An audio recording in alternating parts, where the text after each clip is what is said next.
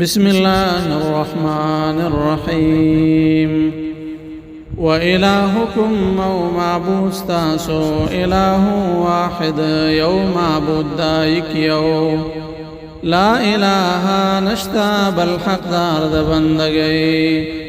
إلا هو سوا داغنا الرحمن الرحيم چې رحمان ذات دا او رحیم ذات دا عام او خاص مهربانی والا دا ان فی خلق السماوات بشکا په پیدا کولو د اسمانونو والارض او د زمکه واختلاف الليل او په اختلاف د شپې او د ورځې کې یعنی پاړولو د شپې او ورځې کې والفلك التي او پکشتو التي هغه تجري چې روان وي في البحر په دریاب کې بما په شيء سرا ينفع الناس چې فائدہ رسوي خلقو ته سامان او وړي راوړي وما او په څه باندې انزل الله چې نازلوي الله پاک من السماء د اسمان مما ان چې وبدي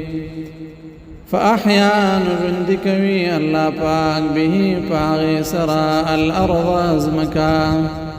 بعد موتها پس دوچوالی داغینا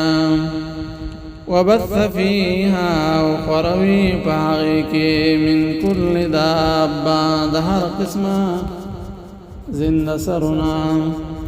وتصريف الرياح او پچلولو د هواګانو والسحاب المسخر او پورزوا تابدار بين السماء وما بين د اسمان والارض او د زمکه لآيات لقوم يعقلون خامخا ډېر نخدي د پاره دا قوم چې د عقل لکار اخلي ومن الناس او بعض د خلقنا من هغه څوک دي يتخذو چې نسي جوړوي من دون الله سوا د الله نه اندادا نور شریکان يحبونهم من كوي هغوي سرا كحب الله پشان من دا الله